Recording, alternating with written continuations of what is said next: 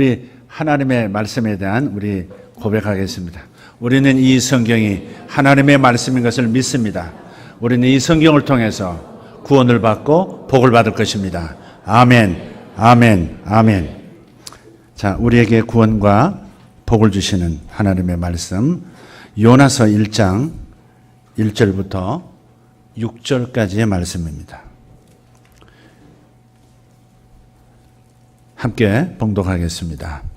여호와의 말씀이 아미떼의 아들 요나에게 임하니라. 이르시되 너는 일어나 저 큰 성읍 니느웨로 가서 그것을 향하여 외치라. 그 악독이 내 앞에 상달되었음이니라 하시니라. 그러나 요나가 여호와의 얼굴을 피하려고 일어나 다시스로 도망하려 하여 요바로 내려갔더니 마침 다시스로 가는 배를 만난지라. 여호와의 얼굴을 피하여 그들과 함께 다시스로 가려고 뱃삭을 주고 배에 올랐더라. 여호와께서 큰 바람을 바다 위에 내리심에 바다 가운데에 큰 폭풍이 일어나 배가 거의 깨지게 된지라. 사공들이 두려워하여 각각 자기의 신을 부르고 또 배사공들이 배를 가볍게 하려고 그 가운데 물건들을 바다에 던지니라. 그러나 요나는 배 밑층에 내려가서 누워 깊이 잠이 든지라. 선장이 그에게 가서 이르되 자는 자여 어찌함이냐. 일어나서 내 하나님께 구하라. 혹시 하나님이 우리를 생각하사 망하지 아니하게 하시리라 하니라. 아멘. 제가 요나서를 오늘 택한 까닭 중 하나가 있습니다. 우선 어떤 비즈니스맨 성도 간증 속에서 요나서가 큰 은혜가 된다고, 요나서를 나누고 싶다고, 다른 사람에게 요나서를 통해서 하나님의 역사하심, 인간의 삶에 대해서 증거하고 싶다는 그런 얘기를 들어서 제가 그랬습니다. 요나서 전문가가 좀 되라고. 요나서 하면 집사님이 탁 떠오르도록 한번 그렇게 연구를 해보라고. 언젠가 한번 메시지를 전할 기회를 줄 테니까 해보라고. 지금 몇 달 전에 제가 얘기했습니다. 근데 아직까지 완성이 안 됐답니다. 그래서 제가 자극제로 마중물처럼 오늘 요나서를 한번 오랜만에 나누도록 하겠습니다. 가끔 만취해서 고속도로를 역주행하는 사건들이 생깁니다. 오늘 저 형제도 아마 교통사고가 크게 났었던 모양인데 얼굴에 흔적도 조금 남기고 아마 그때가 아니었을까 싶기도 하고 잘 모르겠어요. 아닌 것 같아요. 표정은 만취는 아니었던 것 같아요. 역주행하다 보면 큰 사고로 좀 이어지죠. 근데 성경에도 역주행 인생이 있다고 말합니다. 역주행이 있으면 순주행도 분명히 있습니다. 하나님과 맞서서 살아가는 사람이 역주행 인생입니다. 그들의 특징은 죄의식과 죄책감을 느끼는 양심의 기능이 약합니다. 죄를 졌음에도, 죄가 있음에도 죄를 아파하지 않는 그런 마음, 양심의 기능이 약화된 상태입니다. 우리 몸에는 따뜻함을 느끼는 온점이라는 감각이 있습니다. 점처럼 이렇게 피부에 퍼져 있는데요. 또 차가움을 느끼는 냉점도 있습니다. 압력을 느끼는 압점이 있습니다. 그리고 고통을 느끼는 통점이 있습니다. 그래서 각각 뜨거움, 차가움, 압력, 아픔의 신호를 뇌에 전달하는 겁니다. 이 여러 가지 감각 수용체 가운데 가장 많은 것이 바로 고통을 느끼는 통점이라고 합니다. 온점이 평균 1제곱센티미터당 3개의 정도만 존재하는데 통점은 같은 면적에서 100개에서 200개 정도가 존재합니다. 그리고 통점은 다른 감각기관과 다른 점이 또 있습니다.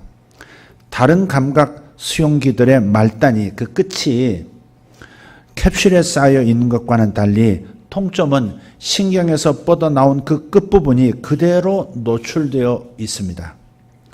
그래서 다른 감각기관보다 훨씬 더 민감하게 반응합니다.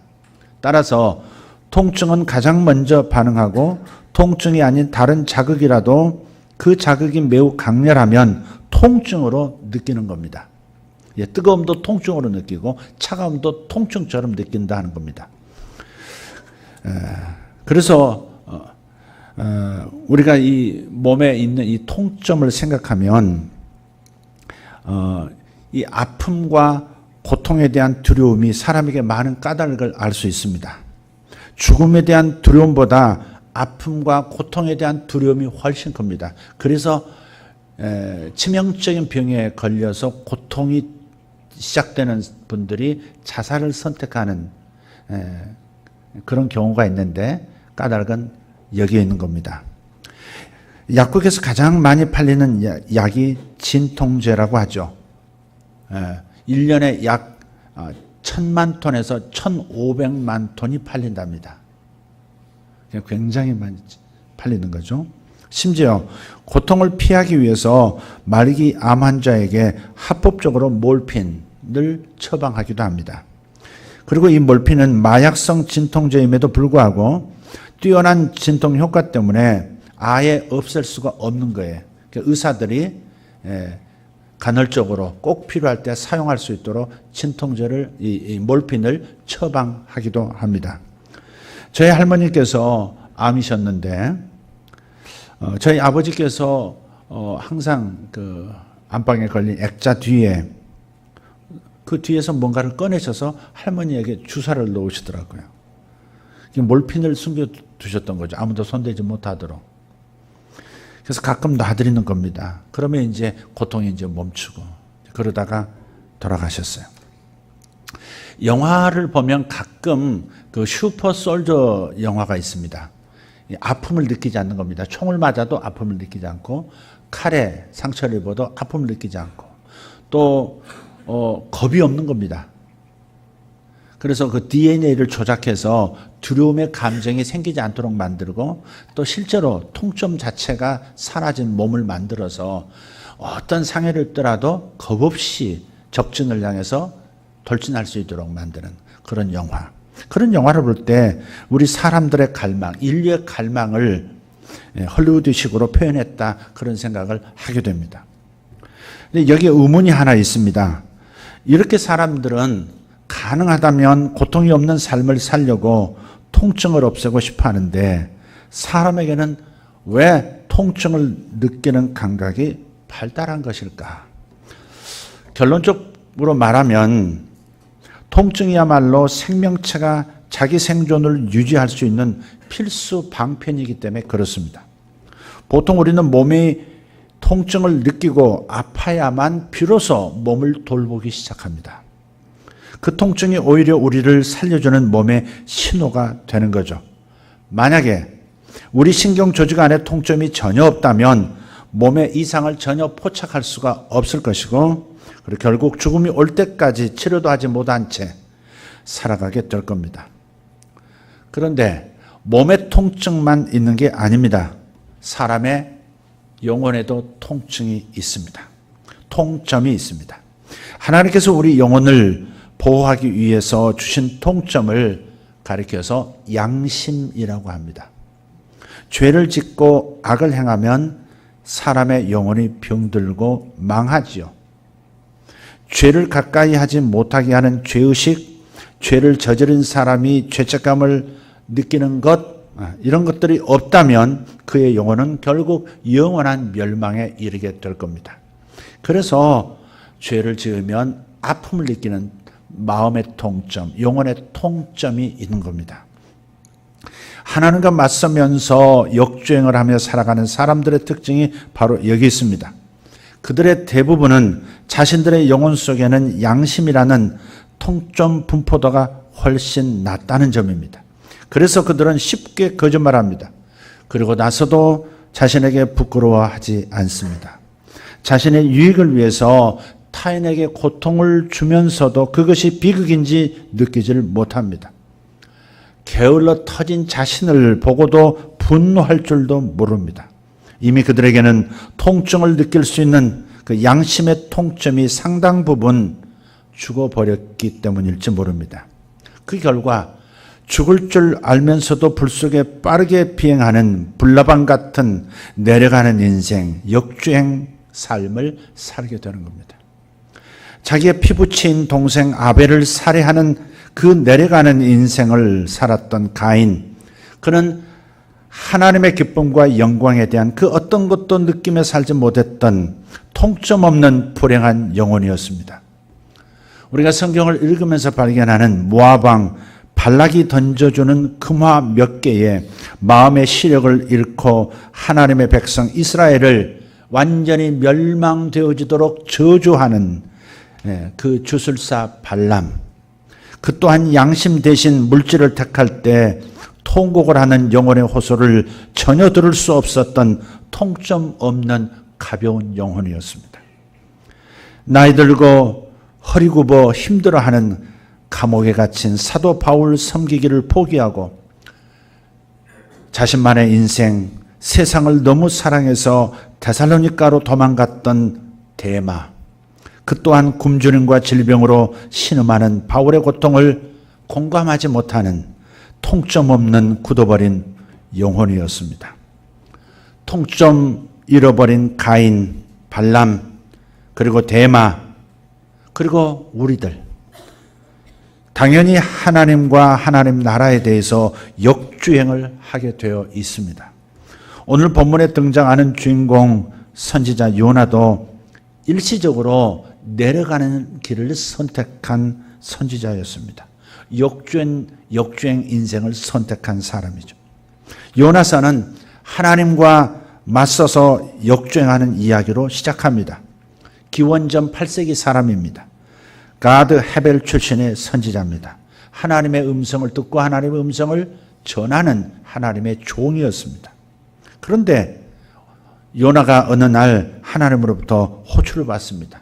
우리는 태어나면서 다 삐삐 하나씩 차고 태어나는 거 아십니까? 하나님이 호출할 때 빨리 기도로 왜 부르시느냐고 전화해야 하는 겁니다. 2절에 보면 너는 일어나 저 큰 성읍 니느웨로 가서 그것을 쳐서 외치라. 그 악독이 내 앞에 상달하였음이니라. 지금 그는 당시 강력한 제국이었던 아수르의 수도 니느웨로 파송을 받습니다. 이런 메시지입니다. 가서 이런 걸 외쳐야 하는 겁니다. 이 나쁜 놈들아, 니들 다 죽게 생겼다. 이거 전해야 하는 겁니다. 그런데 하나님의 명령 앞에서 이 예민한 성격의 요나가 복잡해지는 겁니다. 그 복잡해지는 내용이 뭐냐면 이스라엘과 아수르 사이에 얽힌 역사적 숙명 관계 때문에 그렇습니다. 자기 조국 이스라엘에게 가장 심각한, 가장 위험한 적대 국가가 아수르였습니다. 사실 역사적으로 아수르만큼 이스라엘 민족을 괴롭힌 국가는 없었습니다. 우리도 가끔 그럴 때가 있죠. 우리나라도 우리가 가장 잠재적 적대 국가가 분명히 있습니다. 지금 전 세계가 위험스러워하는 적대 국가, 한 민족이면서도 가장 적대적인 사상을 가지고 위험스럽게 행동하는 나라가 엄연히 붙어 있는데도 우리는 다른 나라가 적대 국가인 것처럼 행동하는 사람들이 있습니다. 마치 태평양을 건너 있는 저 미국이 가장 적대적인 나라라고 그렇게 여기는 것처럼 행동하고 말하는 사람들도 있습니다. 그러나 이 요나는 분명하게 자기 조국 이스라엘의 가장 위험스러운 적대 국가가 아수르라는 것을 분명히 하고 있었습니다. 늘 턱 밑에 가시처럼 위험스럽고 부담스러운 존재가 아수르입니다. 그런 까닭에 아수르가 멸망을 당한다면 이스라엘로서는 커다란 치마 나라를 들게 되는 매우 좋은 일이 되는 거죠. 그런데 자신의 조국의 위협적인 존재인 아수르의 위험이 닥친 것을 알리라는 그 하나님의 뜻을 이해할 수가 없는 겁니다. 왜 하나님의 심판이 임했다는 것을 알려주느냐 이거죠. 그 악독이 내 앞에 상달하였음이니라. 그러셨는데 그들의 죄가 그처럼 무겁고 가증스러웠다면 그냥 그 죄를 물어서 심판하시면 될 텐데 왜 굳이 무리하게 자신을 뽑으셔서 파송하고 자칫 회개할 기회도 될 수 있는 그 기회를 저들에게 주느냐. 회개하게 된다면 자칫 저들이 심판에 대해서 두려움을 느끼고 회개하게 된다면 그러면 어떻게 되겠느냐. 하나님께서 용서하실 것이고 그럼 아수르는 그러면 다시 살아남을 것이고 이스라엘은 아수르에게 계속 압제를 당할 것이다 하는 거죠. 실제로 요나의 역사로 말미암아 회개가 일어났고 그리고 150년간 아수르가 다시 지속이 됩니다. 150년간 더 괴롭힘을 남쪽까지 받게 됐다는 거죠. 이제까지 이스라엘에게는 깃털 같은 죄악조차도 철저히 다루셨던 그 하나님께서 왜 당신의 공의를 어디다 두시고 왜 이렇게 하셨느냐 하는 겁니다. 납득이 되지 않는 이 문제를 놓고 몇 날을 고민을 합니다. 생각하면 할수록 하나님의 숨은 의도가 분명해지는 겁니다. 저들을 살려주시려는 거죠. 니느웨에게 회개할 기회를 주시려고 하는 그 하나님의 의도를 받아들일 수가 없었던 요나. 그래서 그는 자신에게 주어진 소명을 버리고 반대로 역주행하기로 결정합니다. 이른바 내려가는 인생, 역주행 인생이 시작된 겁니다. 그래서 이 역주행이 시작되는 본문이 1장 3절입니다. 여기에는 그의 역주행을 상징하는 몇 개의 불행한 단어가 등장합니다. 1장 3절입니다. 그러나 요나가 여호와의 낯을 피하려고 일어나 다시스로 도망하려 하여 욥바로 내려갔더니 마침 다시스로 가는 배를 만난지라.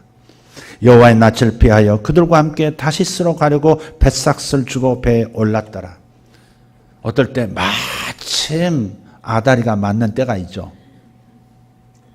죄를 지으려고 할 때 마침 환경이 조성될 때가 있어요. 그걸 또 하나님의 역사라고 할렐루야 하는 사람들 역주행이에요, 그게. 자, 첫째는 뭐냐? 그러나입니다, 그러나. 요나의 내려가는 길은 그러나라는 단어로 충분히 설명이 됩니다. 하나님을 제대로 경험한 그리스도인이라면 하나님 명령 앞에서는 그러나라는 단어가 따라붙지 않습니다. 동의하십니까? 하나님의 명령 앞에서 아멘, 예, 알겠습니다. 일어서겠습니다. 가겠습니다. 자기 뜻을 하나님 뜻에 굴복시킵니다. 그런데 요나는 그리스도인들이 결코 사용해서는 안 되는 그러나라는 행위를 너무도 자연스럽게 행하고 보여줍니다. 두 번째는 여호와의 낯을 피하여 그랬습니다. 하늘에서 이 땅을 비추는 태양빛조차도 감히 비교할 수 없는 여호와의 눈빛을 요나는 피할 수 있다고 생각한 겁니다. 이 땅에 어떤 피조물이 하나님의 얼굴을 피할 수 있을까요? 세 번째 불행한 단어, 내려갔더니 라는 단어입니다. 성경에서 하나님께서 원하시는 사명의 방향은 올라간다고 표현합니다. 그래서 하나님을 찾을 때 예루살렘에 있는 성전이 있는 예루살렘을 향해서 갈 때는 올라간다 이렇게 표현해요. 그 반대 예루살렘을 등지고 다른 방향으로 가면 내려간다 그렇게 표현해요. 저 북쪽 갈릴리로 갈 때도 내려간다 그렇게 표현해요. 여리고로 내려가시니 혹은 갈릴리로 내려가시니 이렇게 표현해요. 하나님의 임재, 하나님이 계신 곳을 향할 때는 올라간다, 반대는 내려간다 하는 겁니다. 올라간다, 순주행, 내려간다, 역주행입니다. 그런데 요나는 올라가라는 명령을 뒤집어서 오히려 항구 도시 욥바로 내려갑니다. 본문을 자세히 읽어보면 내려간다는 단어가 한 번만 나오는 것이 아닙니다. 배에 오른 후에 하나님께서 폭풍을 통해서 배를 흔드실 때 사실 요나의 역주행을 흔드시는 거지만 또 한 번 배 밑으로 내려가서 잠을 청했다 이렇게 나옵니다. 내려갔다 내려갔다 두 번 얘기하죠. 하나님을 향한 길은 하나님께 가까워지는 길은 올라가는 길, 하나님께서 멀어지는 길, 하나님의 사명에서 등지고 멀어져 가는 길, 내려가는 길이에요. 이 세 단어는 하나님께서 주목하라고 일부러 기록하게 하신 단어들이 틀림없는 것 같습니다. 이 세 단어, 각각의 단어가 본문에 정확하게 2번씩 등장합니다. 3절 그러나 요나가 그렇게 하고요. 5절에도 그러나 요나는 이렇게 말하죠. 또 3절에서 여호와의 얼굴을 피하려고, 그리고 다시 여호와 얼굴을 피하여라고 반복합니다. 다시 3절에 욥바로 내려갔더라 하고 5절에 배 밑층에 내려가서라고 말합니다. 예, 사람이 고통이 크면 어때요? 잠으로 내려가죠. 자꾸 서 있던 사람이 앉아버리고 앉은 사람이 누워버립니다. 그리고 의식도 깨우지 않고 무의식으로 내려가려고 합니다. 사람의 고통이 크면 자꾸 잠으로도 이렇게 혹은 무의식으로 자기의 고통을, 문제를 밀어 넣어버립니다. 꿈에서 여러 가지 괴물에게 쫓기고 악령에게 쫓기고 낯선 사람에게 쫓기고 막 이렇게 고통을 겪는 꿈을 꾸는 분들은 저 고통을 느끼는 어떤 문제, 괴로움을 느끼는 문제들을 자꾸 반복적으로 저 무의식으로 넣어버리기 때문에 그렇습니다. 정면으로 대하고 처리해야 되는데 자꾸 나쁜 에너지를 밀어 넣어버리는 겁니다. 근데 그게 뭉쳐가지고 괴물 형태로, 귀신 형태로 혹은 낯선 나를 해치려는 남자의 형태로 나타나서 쫓기는 그런 꿈을 꾸는 겁니다. 여러분이 평상시 태도가 어떤 문제를 직면하고 내가 문제를 해결하기 위한 행동으로 나서질 않고 그 문제를 대처하려 하지 않고 잊어버리려고 하는 것이 무의식으로 모든 고통을, 나쁜 에너지를 밀어넣는 겁니다. 그 나쁜 에너지를 빨리 처리하지 않으면 도대체 뭐 때문에 내가 쫓기는 꿈을 자꾸 꾸는가? 뭐 때문에 고통스러운 꿈을 반복해서 꾸는가? 내 삶의 어떤 부분을 내가 무의식으로 밀어놓고 있는가를 빨리 찾아내지 않으면 그 나쁜 에너지가 여러분 삶 속에 실제 나쁜 일을 불러올 수 있습니다. 그래서 나쁜 꿈은 좋은 방향으로 에너지를 선도해 줘야 합니다. 여러분 꿈을 절대 무시하시면 안 됩니다. 특히 쫓기는 꿈, 괴로운 꿈, 반복되는 꿈은 무시하시면 안 돼요. 그것은 이 속사람이 괴롭다고 도와달라고 호소하는 겁니다. 귀신이 나타난 게 아니에요. 사탄이 역사하는 게 아니라 내 속에 아픔이 그렇게 꿈의 형태로 빨리 삶의 태도를 바꾸라고 그렇게 호소하는 겁니다. 근데 그런 것들이 관리가 안 되면 병으로 나타나든지 다른 어떤 일이 터져버리는 겁니다. 자, 어떻든 내려가는 건 좋은 게 아니에요. 내려간다는 표현이 좋은 게 아닙니다. 하나님의 명령과 철저하게 반대로 움직이는 요나의 행위, 그래서 얼마나 하나님에 대해서 깊이 원망하고 있는가를 보여주는 대목입니다. 그러나 요나의 이 역주행을 한가하게 바라보실 하나님이 아니시죠. 하나님은 뱃사람들이 가장 두려워하는 그 바닷바람, 태풍을 준비해서 강하게 내리치셨습니다. 이로 인해서 배는 더 이상 요나가 의도했던 다시스로 가지 못하고 좌초 직전까지 내몰리게 됩니다. 요나 한 사람의 내려가는 삶으로 인해서 요나와는 아무런 관계도 없는 평범한 주변의 뱃사람들에게까지 큰 고통이 생기게 되어졌죠. 하나님의 사람이 불순종할 때, 그래서 그것을 하나님이 다루시고자 할 때 곁에 있는 죄 없는 가족들이 함께 어려움을 겪기도 합니다. 그래서 한 사람이 하나님 앞에 서는 것이 그렇게 중요한 겁니다. 한 사람이 주 예수를 향할 때 온 가족도 주 예수를 향하는 축복의 길이 열립니다. 주 예수를 믿으라, 그리하면 너와 내 집이 구원을 얻으리라. 그 반대 내려가는 길도 마찬가지입니다. 한 사람이 실수하고 한 사람이 하나님을 등질 때 하나님이 바라시는 그 삶을 선택하지 않을 때, 그것이 그 삶이 깊어질 때 그때 하나님 다루시고 어둠은 득달처럼 달려들어 나의 삶을 망가뜨리기 시작할 때 내 가족들이, 내 사랑하는 사람들이 함께 어려움을 겪는다. 우리는 경종을 울리는 대목입니다. 배를 가볍게 하려고 사람 외에는 모든 화물을 바다에 다 버리게 됩니다. 그렇죠. 진짜 중요한 문제가 생기면 덜 중요한 문제는 다 던져야 하는 겁니다. 병 생기면 여지껏 살아왔던 모든 삶의 방식들이 다 바뀌게 되죠. 그죠? 어떤 문제가 생기면 여지껏 살아왔던 방식으로는 더 이상 삶을 영위할 수가 없을 만큼의 그런 일이 생기면 그러면 정말 다른 삶을 진짜 살기 시작해야 합니다. 우리는 그런 일을 꼭 겪고서야 배에 불필요한 짐들을 버리기 인생 배에서 버리기 시작합니다. 그래서는 안 되죠. 오늘 하나님을 등지고 내려가는 삶을 선택한 요나를 인해서 뱃사람들 상상할 수도 없는 물질적, 정신적 피해를 겪어야 합니다. 그리고 이러한 고통을 초래하고도 여전히 역주행 페달을 계속 밟고 있었던 요나, 결국 그는 뱃사람에 의해서 바다에 던져지게 됩니다. 끝까지 돌이키지 않으면 자신이 던져지는 방법밖에 없는 겁니다. 바로 이때 하나님께서 요나를 위해서 준비하신 커다란 물고기가 바다에서 그를 삼켜버리게 됩니다. 여러분 이거 고래라고 하지 마십시오. 성경 고래란 표현이 없습니다. 어떤 분은 담대하게 고래가 삼켰다고 그러는 그것도 괜찮아. 사람을 삼킬 정도의 바다 동물은 아마 고래 외에 얼마나 있겠습니까? 고래 상어 같은 것도 있고 많은데 어쨌든 큰 물고기, 하나님이 물고기를 준비하셨고 그 물고기 뱃속으로 들어가 버립니다. 그리고 그 생사의 경계선, 죽었는지 살았는지 몰라요. 3일 동안 그 물고기 뱃속에 있었다는 겁니다. 그 물고기가 평상시 삼켰던 그 물풀들, 바다 물풀들에 엉켜서 마치 무덤 속에 있는 것과 같은 상태. 죽었고 그 영혼이 음부에 들어가서 지옥 경계선에 들어가서 회개했는지 아니면 반가사 상태에서 회개를 했는지는 모르지만 깊은 참회, 사흘간의 참회를 통해서 요나의 역정은 드디어 멈추게 됩니다. 예수님께서 요나의 표적이라는 표현을 들어서 요나의 그 3일 동안 뱃속에 있었던 사건을 자기가 당신께서 십자가에서 죽으시고 무덤 속에 3일 있었던 것으로 얘기하고 계세요.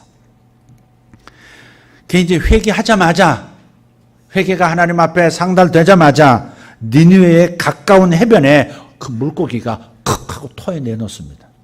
피부 조직 하나도 상하지 않은 채 그대로 해변에 토해내지는 거예요. 기도라고 하는 게 뭡니까? 기도는 뭔가를 막 내가 애써서 찾아가는 게 사실은 아닙니다. 오늘 기도하신 분이 하나님과 동행하지 못했습니다 했는데 잘 묵상해 보시면 좋겠습니다. 하나님은 항상 동행하십니다. 하늘처럼 항상 나를 덮고 계셔요. 그래서 내가 고개를 들고 눈을 열어서 보기만 하면 하늘이 가까이 있듯이 하나님을 향해서 이미 동행하고 계신 하나님을 향해서 내가 믿음의 문만 열고 하나님 부르면 즉시 하나님이 열리고 하나님 나라가 열리는 겁니다. 쟁취하는 게 아닙니다. 이미 와 있는 그것을 눈을 들어 보면 되는 겁니다. 저 뒤에 있는 그림 한 장 붙여놨는데 아마 저 그림을 본 분들은 밑에 있는 성구를 보시고 이사야서 말씀을 보고 그런 뜻인가 보다, 하나님께서 바다를 휘저으시나 보다, 그렇게 생각하시는 분이 계실지 모르겠어요. 아마 그런 의도일 수 있습니다. 그러나 저는 다르게 느낍니다. 어떤 권사님이 저한테 물으시더라고요. 목사님, 이 그림이 무슨 뜻이냐. 우리 남편이 이사야 이 구절을 가지고 해석했는데 시원치 않다. 이게. 저도 시원치 않습니다. 그렇게 해석하기만은. 전혀 다른 느낌을 줘요. 마치 어떤 물막 같은 저편 세계와 이편 세계, 저 4차원의 세계에서 서 계신 예수님께서 3차원 안에 이 매트릭스 세계 안에 갇힌 나를 향해서 좀 이쪽으로 건너와 보라고, 이쪽으로 손을 내뻗어 보라고 하시는 것처럼 저는 그렇게 느껴요. 사실 제 그림이 그런 느낌을 줍니다. 물막 같은 그 건너편에서 나니아 연대기의 영상 보신 분은 아실 겁니다. 이렇게 손을 내면 이쪽으로 건너와 보라고, 다른 세계가 있다고 부르시는 하나님의 목소리. 그래서 가끔 우리는 하나님의 음성을 듣습니다. 가끔 하나님의 신호음을 듣습니다. 와, 다른 세계가 있구나. 하나님이 저쪽에서 나를 바라보고 계시는 거를 느끼고 경험하게 돼요. 기도라는 건 그런 겁니다. 기도는 다른 게 아니에요. 그냥 더 넓은 영역으로 내가 활짝 가슴을 여는 겁니다. 하나님의 섭리 쪽으로 들어가는 것, 하나님 나라의 그 풍성한 권능의 세계로 들어서는 겁니다. 큰 생명 안으로 작은 생명이 들어가는 것, 그게 기도입니다. 작은 것은 큰 것에 활짝 여는 것만으로도 회복이 일어나는 거예요. 2차원은 3차원을 포섭해, 3차원은 2차원을 포섭해서 2차원을 더 온전케 만들어버리듯, 더 큰 차원으로 만들어가 버리듯, 기도라는 게 그런 겁니다. 다른 차원으로 한 발 들어서도록 만들어버리는 거예요. 그걸 찾아가는 게 아닙니다. 이미 와 있는 세계를 향해서 믿음이라는 그 눈을 들어서 향하여 걸어 들어가는 겁니다. 그러면 다른 상황이 펼쳐지는 겁니다. 요나의 진짜 기도가 하나님을 만나게 하고 하나님이 부르시는 영역으로 발을 딛고, 그러다 보니까 큰 물고기마저도 그를 소화하지를 못하고 토해내버리는 겁니다. 삶에서 여러분 자유를 얻기 원하신다면 더 큰 세계에서 나를 도우시려고 부르시는 그분에게 마음을 열고 믿음의 문을 열고 기도하기 시작하면 됩니다. 그러면 갑자기 새로운 일들이 시작되는 거예요. 믿음을 가지고 기도를 시작하시면 돼요. 할렐루야. 아멘입니까? 요나가 아까 말씀드렸던 역정의 페달을 순종의 페달로 옮겨서 하나님의 명령에 순복하는 순간, 하나님께서는 요나를 통해서 단 하루 만에 위대하고 놀라운 일을 만들어내십니다. 요나서 3장 4절에서 6절을 보면 이렇게 말씀합니다. 요나가 그 성에 들어가며 곧 하룻길을 행하며 외쳐가로되 40일이 지나면 니느웨가 무너지리라 하였더니, 니느웨 백성이 하나님을 믿고 금식을 선포하고 물온대소하고 굵은 배를 입은지라 그 소문이 니느웨 왕에게 들림에 왕이 보좌에서 일어나 조복을 벗고 굵은 베옷을 입고 재앉으니라. 그러면서 사람부터 가축에 이르기까지 무조건 물도 마시지 않는 금 3일 단식을 선포합니다. 요나의 역정이 순종으로 바뀌는 순간 니느웨 모든 백성, 그리고 그 땅의 통치자, 국왕, 더 나아가서 짐승들까지 회개하는 믿기 어려운 변화가 창조된 겁니다. 하나님의 말씀을 하나님의 명령으로 받고 그 말씀의 길로 떠나는 사람들을 통해서 하나님은 기적을 일으키시는 줄 믿습니다. 오늘날도 많은 그리스도인들이 역주행하다가 내려가는 인생이 되고 있습니다. 요나만이 아닙니다. 요나, 나도 요나입니다. 서초구의 한 여성 국회의원이 큰 어려움을 만났습니다. 그녀는 그리스도인으로 잘 알려져 있습니다. 이슬람의 숨은 색깔들을 식별하고, 그래서 절대 이슬람을 가벼이 생각하고 정책을 결정해서는 안 된다고 경고하고 전투력을 가지고 앞장섰던 분입니다. 하지만 그가 걸어왔던 길에서 흠결의 흔적이 나타났고, 그것이 그녀를 지금 옥죄고 있습니다. 그녀의 정치 인생이 끝날 수도 있는 그런 위기에 처해 있습니다. 이런 걸 볼 때 우리는 원수 사탄에게 틈을 주어서는 안 된다는 것을 깨달아야 합니다. 사탄은 우리의 약점을 언제든지 활용하려고 하기 때문에 여러분, 흠결을 남기지 않도록 애를 쓰셔야 합니다. 저나 여러분이나 크고 작은 도덕적 흠결들이 과거에 있었을 겁니다. 그러나 앞으로는 그 흠결을 결코 남겨서는 안 됩니다.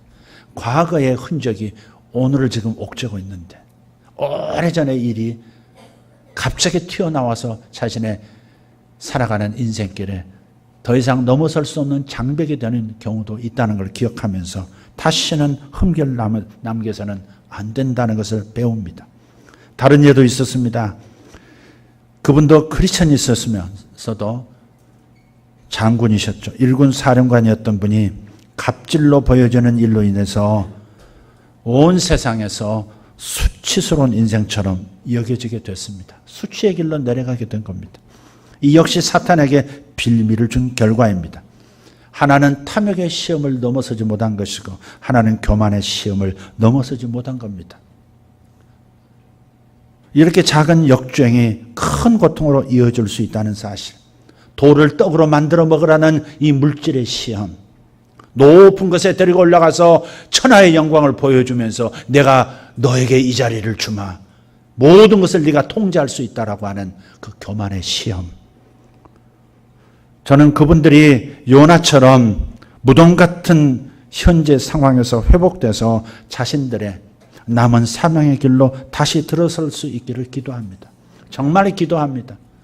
인생에서 한 번도 만나보지 못한 그런 고난을 겪는 그리스도인들입니다. 나쁜 지도자이기에 앞서서 그리스도인입니다. 형제가 연합하여 동거함이 어찌 그리 아름다운고 그러셨어요. 우리는 넘어지는 크리스찬 지도자들을 보면서 우리는 같이 세상과 함께 손가락질만 할 것이 아니라 거기에서 교훈을 배우고 그리고 그들을 위해서 기도하면서 그들을 위하여 기도하면서 그들이 다시 저들의 니느웨로 토해질 수 있도록 축복해야 할 줄 믿습니다. 오늘 요나의 이야기를 다시 생각하면서 우리의 삶의 행로를 점검해 보셨기를 바랍니다. 요 내가 문제라는 얘기를 우리 했습니다. 성경은 하나님의 성전이 있는 예루살렘 향하여 올라가는 길을 올라간다고 표현하죠. 반대쪽을 향할 때 내려간다라고 표현했습니다. 하나님을 생각하고 하나님을 사랑하여 찾을 때 올라가는 인생, 순주행 인생입니다. 하나님을 반항하고 등지고 있다면 그것은 내려가는 인생, 역주행 인생입니다. 여러분 지금 올라가고 계십니까? 내려가고 계십니까? 오르락 내리락 하고 계십니까? 하나님을 맞서면서 오만한 마음을 가진 사람들을 하나님께서 가만히 관람만 하시지는 않을 겁니다. 그렇기 때문에 우리는 하나님의 말씀에 역주행하는 인생 되어서는 안 될 줄 믿습니다. 오직 하나님의 사명의 길로 올라가는 인생, 순주행 인생 되시기를 예수 이름으로 축복합니다.